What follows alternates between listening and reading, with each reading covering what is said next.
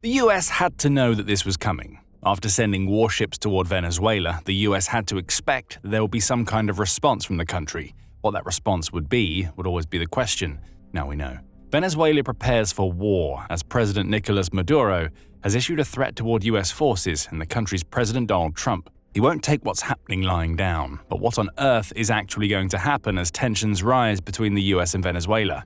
First, Maduro's warning. On September 1st, Newsweek shared comments that Maduro made in the wake of the US sending warships toward his country. Venezuela's president said that he was fully prepared to declare a republic in arms if US forces ever dared to touch down on his country's territory or attack any region of the country from the sea. This is a case of being prepared for anything, Maduro added. In the face of this maximum military pressure, we have declared maximum preparedness for the defense of Venezuela. Maduro also told Trump exactly what he thought of what the US is doing. He called the deployment of American forces an extravagant, unjustifiable, immoral, and absolutely criminal and bloody threat. He's not wrong. At least not from the perspective of the US attempting to deliver a threat to Venezuela's hierarchy. And Maduro isn't the only member of that hierarchy who is up in arms about the US sending warships into nearby waters. The country's defense minister, Vladimir Padrino Lopez, has also issued a warning, telling the US that it shouldn't dare to set foot on Venezuelan territory, else there will be reprisals.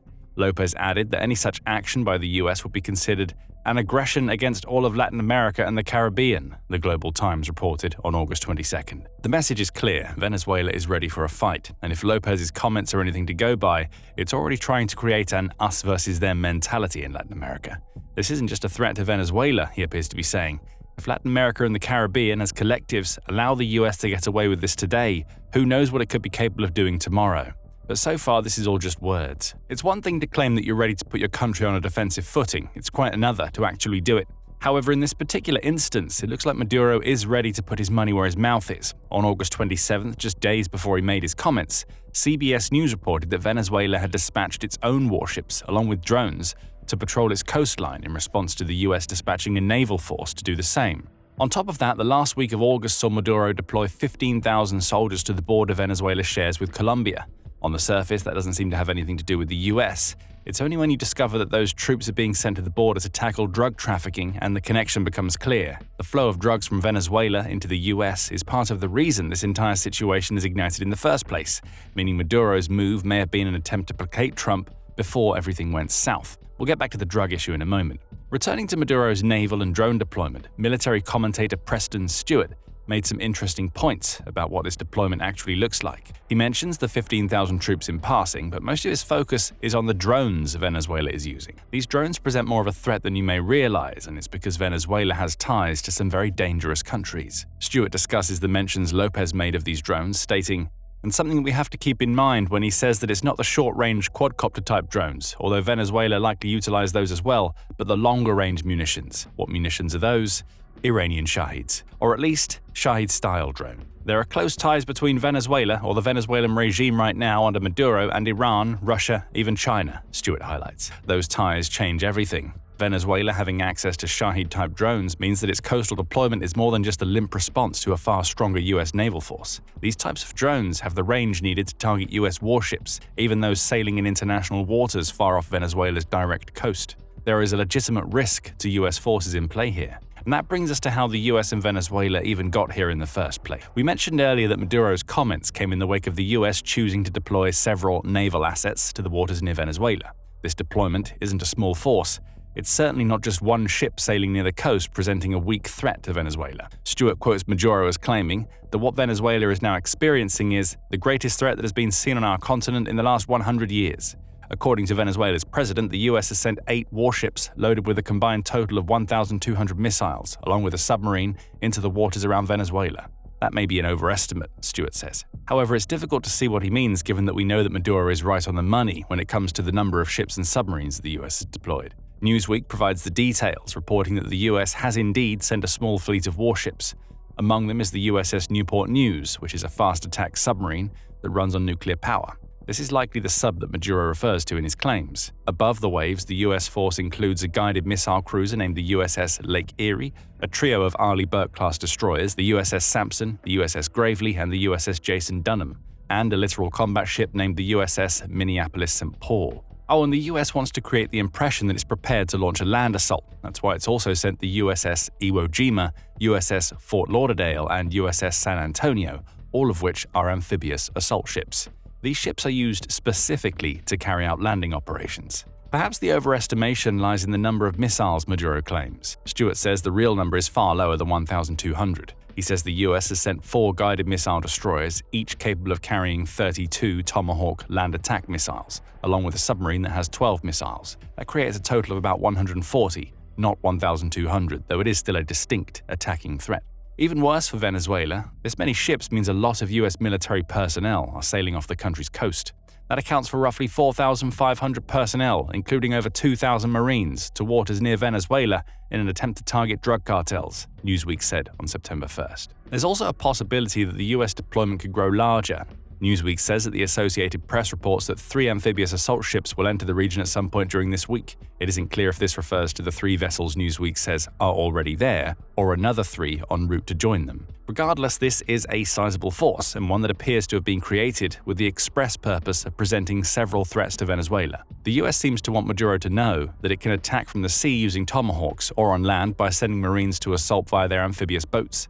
The only thing missing from this equation is an aircraft carrier, which will give the US the full trifecta of land, sea, and aerial threat potential. One thing is for certain, this isn't some minor spat. It's a full-blown deployment, and the US seems to be taking it very seriously. Maduro has responded in kind with threats of placing his country on a war footing, meaning that what we're now seeing off the Venezuelan coast is a powder keg that's on the verge of igniting. A standoff is on the verge of occurring, and the only logical question anybody can ask from here is also the simplest. Why is the US doing all of this?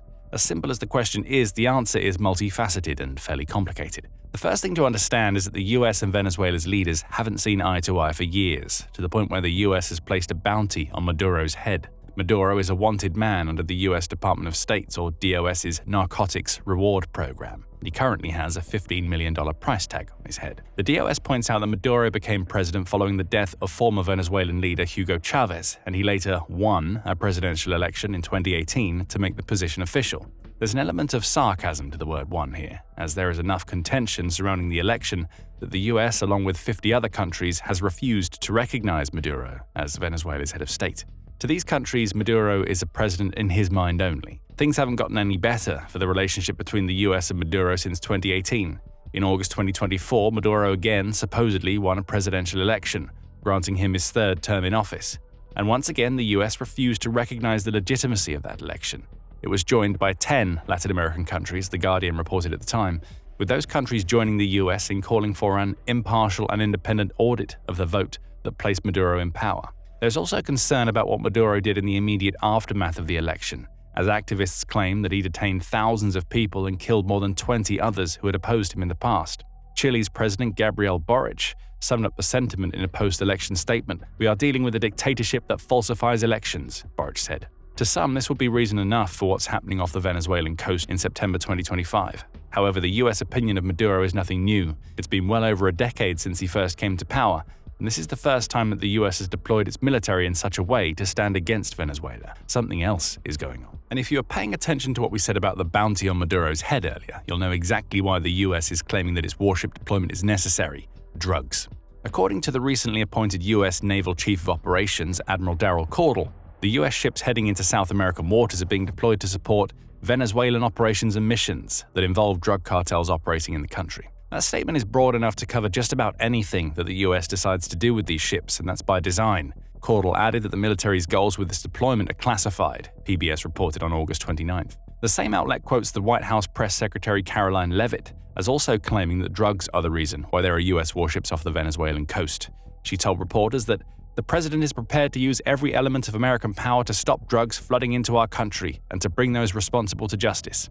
It also shouldn't escape notice that President Trump has designated several groups that may have ties in Venezuela, including 6 of Mexico's cartels and El Salvador's MS-13, as foreign terrorist organizations. Inside Venezuela itself, the group known as Tren de Aragua carries this same designation. The foreign terrorist label could be used as a justification should the US choose to exert military force against these groups. The flow of drugs through Venezuela and into the US is certainly a problem. As far back as April 2019, CNN was claiming that corruption running to the core of the Venezuelan government had essentially created a cocaine superhighway, from the country and into the US. CNN said that a months-long investigation it conducted at the time found that cocaine was flowing from neighboring Colombia into Venezuela at record rates. Consequently, drug flights from Venezuela were almost daily in 2019, which is a stark increase from the 2 per week recorded in 2017. It seems that the drug problem hasn't gotten much better since. Publicly, at least, the US is very keen for the rest of the world to know that it's using its warships to curtail this drug problem. But is that really the case? According to a September 2nd report by The Independent, perhaps not. It says that some experts are disputing the reasoning of tackling drugs that the US claims is behind its naval deployment. One of those experts, Florida International University political analyst Imdat Unar, says that the size of the force doesn't match the reason given. The buildup is a sizable force for what's officially a counter-narcotics mission, much more than you'd normally expect for that role, Unar says. The posture sits in this ambiguous middle ground, enough firepower to keep Maduro guessing, but not so much that it commits the US to a full occupation. CNN adds that the US hasn't presented any conclusive evidence that proves Maduro's alleged role in international drug trafficking. It spoke to Venezuelan Congresswoman Blanca Eckhout, who said, "For there to be a drug cartel, either you produce the drugs, you process it, or you traffic it. And if there's no cultivation, production, or drug trafficking in Venezuela, how can there be a cartel? It's unsustainable." Is this the truth? Or are these precisely the types of words you'd expect to hear from a government that has long been accused of being illegitimate? It's difficult to say either way, but this lack of concrete evidence about Maduro's supposed drug connections adds another wrinkle to what's happening. If the US isn't countering the drug trade in Venezuela at the government level because that trade doesn't exist, then what is it doing? And what happens next? With the US sending warships and Venezuela preparing its ships and drones on its coastline, that is the biggest question on everybody's mind. And as the US seems to intend, we don't have any definitive answers. The only thing we know for certain right now is that there is no land incursion into Venezuela planned yet, at least according to PBS. It says that the US has yet to offer any signals that the thousands of personnel it's deployed, including 2,000 Marines, will be assaulting Venezuela's shores. But beyond that, everything else is up in the air. It's unclear what the US ships will actually do, if anything at all. What seems most likely is that all of this is saber-rattling from both sides of the aisle, and that Maduro's claims that he will declare a republic in arms is performative, as is the US naval deployment. The lack of clarity about what the US ships are in South American waters to do adds to this likelihood, though it is also possible that no information is being provided because the US doesn't want to give anything away before it starts launching attacks. A show of force seems to be the goal for the US. At least that's according to Chatham House senior research fellow Christopher Sabatini. He tells The Guardian, "No one in their right mind thinks that with 4,500 people you can invade a country that's got mountains, jungle, and multiple urban centers." He's right. The amphibious force the US has amassed may be larger than expected, but it's not big enough to fight through Venezuela's military, even in coastal landings that are supposed to be targeting cartels. Stewart also highlights that many military experts believe that the US naval deployment is more about keeping Maduro on edge than it is about trying to tackle Venezuela's drug organizations. Very few people see Marines going ashore, Stewart notes, with it being more likely that the US is trying to rattle Maduro with a show of force, a naval group that could imply a future invasion without actually launching one. But it's also possible that the US may be ready to use direct force. And if it does, the Tomahawk missiles loaded into its warships and submarine will be the perfect weapons for an attack that requires no land force. Stewart says that some experts believe that may be what the US has up its sleeve. Targeted precision strikes could be about to take place against multiple targets. These could include cocaine-producing laboratories or bases for Colombian Marxist guerrillas involved in the drug trade and operating from Venezuela. If that's the approach the US takes, Maduro is making it clear that he would consider it an act of war with his most recent statements. The response to Tomahawks flying into Venezuela could be Shahed-style drones heading toward US warships from the Venezuelan coast. These drones may not be the most effective countermeasure, but they would at least show that Maduro is serious about at least keeping up the pretense that he's ready to fight back against the US. Of course, we can't completely eliminate the possibility that the tensions off the Venezuelan coast are a precursor to something much bigger. The US just may be preparing to oust Maduro. After all, Marines and amphibious assault ships suggest that landings are being considered, and according to a Wall Street Journal opinion piece, the US might be doing a good thing, at least from its own perspective, if it goes down this route. Toppling Mr. Maduro is a worthy goal, the journal says. He lost last year's presidential election to opposition candidate Edmundo Gonzalez by 70% to 30%, and today even greater numbers of Venezuelans want the dictator gone. He's running a criminal organization out of Caracas that traffics in humans, drugs, and weapons. His closest allies are Russia, Cuba, China, and Iran. All good points. Maduro is a man that many inside Venezuela hate, as well as somebody who has close ties to several of America's traditional enemies, the journal adds. His regime has also been responsible for almost 8 million of his country's people fleeing their country. A humanitarian invasion designed to displace Maduro and bring democracy to Venezuela has an outside chance of happening, even if that chance is minuscule. For now, we just don't know. The US is playing mind games with Maduro, and his response will tell America a lot about where Venezuela's president stands. He at least says that he's ready to fight, and he has sent ships and drones to his country's coast to prove it. Whether he'll be fighting for his own life or the drug operations in his country, or even fighting at all, remains to be seen. If tensions erupt into full-blown fighting, they threaten to reshape South American stability for months, if not years. We covered Venezuela launching warships as a response to the US and what it might mean in a recent video. Check out that video to dig deeper into this topic, and remember to subscribe to The Military Show for more coverage of the emerging crisis in South American waters. And thank you as always for watching.